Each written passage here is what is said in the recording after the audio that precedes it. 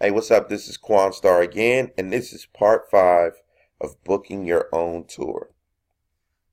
Now, we dealt with our elevator pitch, we have our EPK, and now we're going to find the venues to play, right?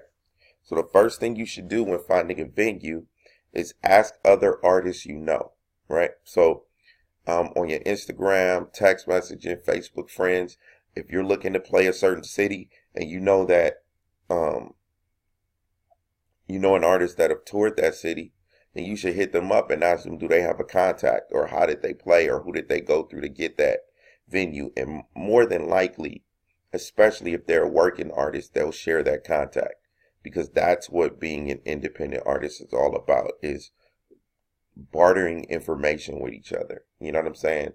Um, a lot of times information is almost as important as the money, because without the information you can't get the money. You know what I mean?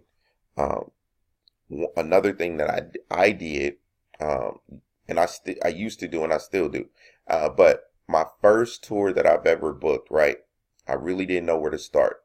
So I went to Hyro Imperium's website, which is hieroglyphics, the parent company, or the corporate arm of hieroglyphics, which is Souls of Mischief, Dale, Casual, etc., etc. And I basically wrote down the entire tour schedule for um, the company on their tour dates page, and I hit up all the venues and promoters in those areas, and it worked. You know what I'm saying? I think they had like 30 some dates. I got 30, 40 dates. I got maybe half of that. But yeah, it worked. So those are just two things that you do. And I didn't really know them, but I do that to artists I know now. If they have a flyer or something, I screenshot the flyer and I just go through the dates. The second thing you can do is offer date swaps. Now, what do I mean by date swaps? Well, let's say that you are um, doing shows in your city. You know what I'm saying? Or you can do shows in your city. What you do is have an agreement with another artist in another city that you want to play, and say that if they can bring you to that city for this amount of money, or even if they can bring you to that city, you'll bring them to this city. You know what I'm saying? And sometimes you can agree on an amount of money, or you can be like, all right, you book me for this date, you keep that money. I'll book you for this day, I'll keep that money. You know what I'm saying? And that's how you get around to a lot of cities also. I've done that several times. The third thing I do is, when all else fails, I can't get those two, I go to indieonthemove.com. Now, what is indieonthemove.com? Indieonthemove.com is this super duper resource for independent artists. It doesn't really just have venues. It has a bunch of things, quick pitch emailing, college and universities, festivals and conferences for a price. You can actually pay them to book your tour for you. So it's a pretty dope resource. I like this because it's pretty much a list of every venue in the country, anywhere you wanted to go. So let's say I wanted to go to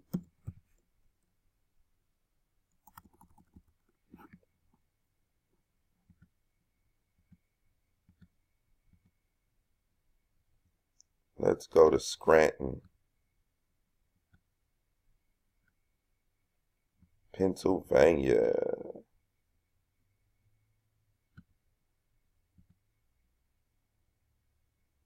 And there you go. And it's a list of venues from capacity, tells you the capacity, where they are, ages, all that stuff. Say you hit it.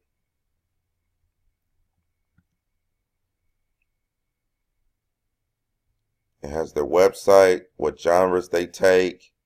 If you have an account, you can contact them through that, or what you can do is just hit the website and go to it. There you go.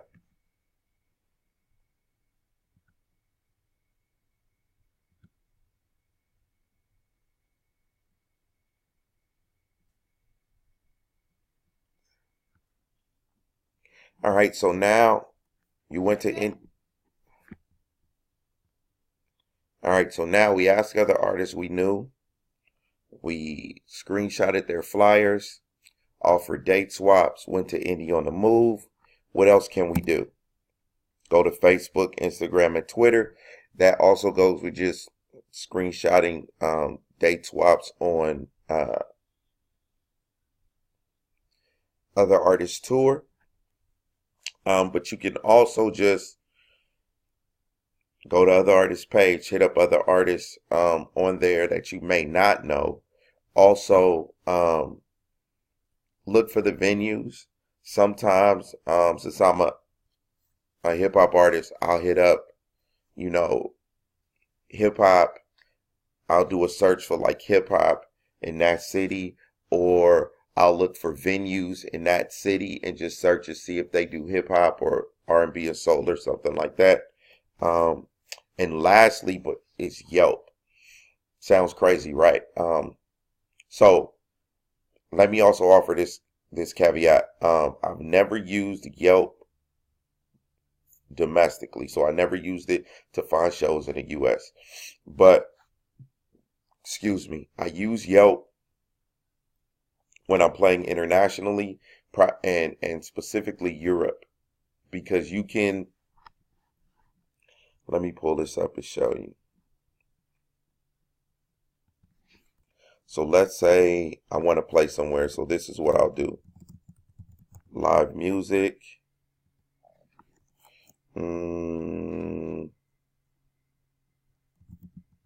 Let's do Cork.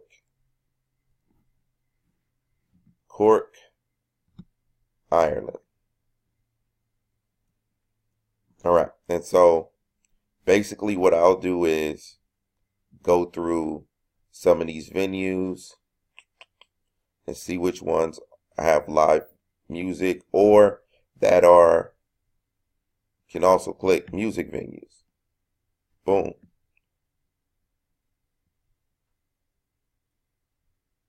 And you'll see all of those, right? Now that you found the venues, you hit them up, you sent them the elevator pitch, you guys agreed on a date. The next thing you want to do is you want to make it official. Well, what do I mean by making it official? You want to confirm the date with them officially. You know what I'm saying? So one of the things that I do is I make sure I confirm all the details in a text message or email with the promoter, right? So I'll say, just to confirm, we're doing this on this date at this venue for this amount of money at this time. Please reply confirm. Once they reply confirm, that's really an agreement. So technically, you don't have to go any further, but sometimes you want to, especially if it's an official venue. Sometimes through other artists, I don't do that. As long as they can confirm that, I'm good. But if it's an official venue, you do want to add that extra level of professionalism. And so I send them a contract. And I'm actually about to show you guys one of my contracts. Well, the contract template that I use, and I'm going to upload so you can download and use it yourself. It's just a basic template. This is my old company, First Team Music, between the promoter, whatever their name is, put in their name right there as the purchaser, First Team Music as the artist, right? So this is a Word document, so you can fill in date of engagement, whatever your tour name is, the venue, the address, website, yada, yada, yada. You want to know all the acts that are performing, the ones that are touring with you, and also find the acts. You want to know the acts that the promoter or venue is putting on. Also, get all the times that you're supposed to perform. If it's your venue and booking it, let me give you a word of advice. Make sure you're going on at the prime time schedule. at the prime time. And also, if possible, don't be the last person playing. You always want the biggest local act playing last, because a lot of times after that local act leaves, everyone else in the venue is going to leave. That's just how it is. Compensation, venue's minimum age, admission price, venue capacity, things like that. Fill out your name, all that jazz. And the next thing that you want to do is figure out if the promoter or venue is covering your rider. So, what is a rider? Rider is two things. There are two things. There's a technical rider, where you let them know what your setup is and what connections you need and how many mics you need and everything like that. I'm not going to go through that, but that is important.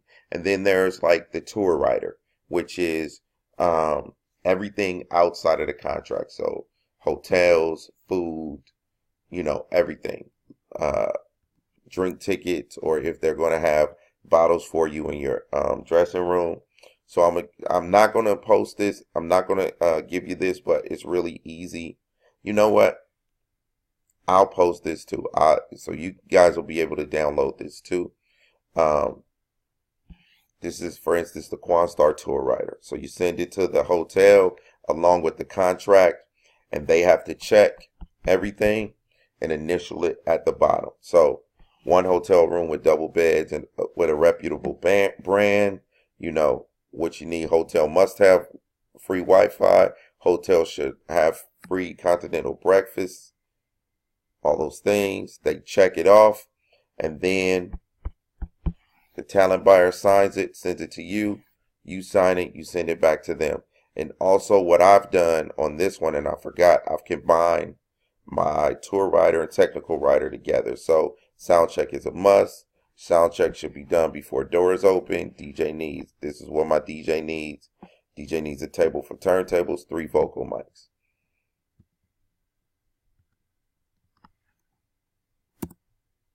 And that's it.